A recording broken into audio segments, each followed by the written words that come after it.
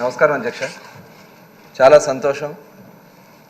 16వ శాసనసభకి మరి స్పీకర్గా చంద్రబాబు నాయుడు గారు, పవన్ కళ్యాణ్ గారు, అలాగే భారతీయ జనతా పార్టీ అందరు ఎమ్మెల్యేలు కూడా మరి మీ నాయకత్వంలో ఈరోజు ఈ సభ నిర్వహణ చేసుకోవడానికి ఒక బలహీన వర్గాల వ్యక్తిగా మీరు ఈ రాష్ట్రానికి చూపించినటువంటి నాయకత్వ స్ఫూర్తిని మనస్ఫూర్తిగా మరి అభినందించుకుంటూ,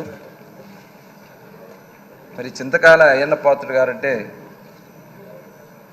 ఒక అభిమాన పాత్రుడిగా ఈ రాష్ట్రంలో ఉన్నటువంటి ప్రతి ఒక్క తెలుగు బిడ్డ, ఒక ఆంధ్ర రాష్ట్రమే కాదు అధ్యక్ష, ఉమ్మడి మరి ఆంధ్ర రాష్ట్రంలో తెలియని వ్యక్తి ఉండరు అధ్యక్ష.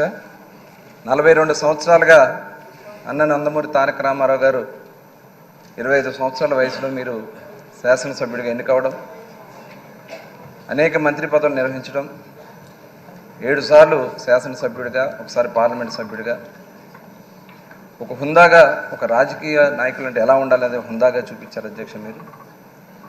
మరి అటువంటి మీకు గత 5 సంవత్సరాలు ఎన్ని ఇబ్బందులు కలిగించారో ప్రతి ఒక్కరూ కూడా బాధపడ్డారు అధ్యక్ష.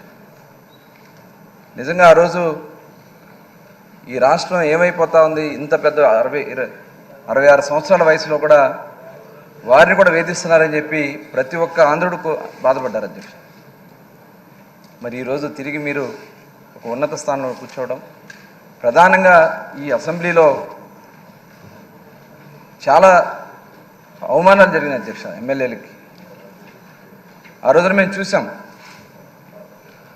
బండబూతులు మాట్లాడారు అధ్యక్ష. ఈ దేవాలయం లాంటి ఈ అసెంబ్లీలో బూతులు మాట్లాడిన వ్యక్తులు ఇవాళ అడ్రస్ లేకుండా పోయారంటే నిజంగా ప్రజాస్వామ్యంలో అది సాధ్యమయ్యేదానికి ఇది ఒక నిదర్శనం అధ్యక్ష. ఖచ్చితంగా ఇవాళ ఆంధ్ర రాష్ట్రం ప్రజలు కోరుకున్నారు అధ్యక్ష, ఇవాళ మొక్కుకున్నారు, చెట్టుని పుట్టని దేవుడిని అందరినీ మొక్కుకున్నారు. ఈ రాష్ట్రంలో అరాచక ప్రభుత్వం పోవాలని, చంద్రబాబు నాయుడు గారి నాయకత్వంలో మళ్ళీ ఈ రాష్ట్రం అభివృద్ధి చెందాలని ప్రతి ఒక్కరు కూడా కోరుకున్నారు.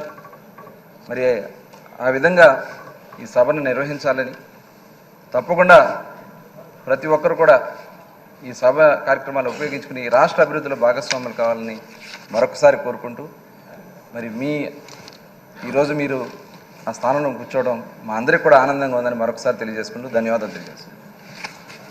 పెద్దలు మంత్రివర్యులు రామానాయుడు గారు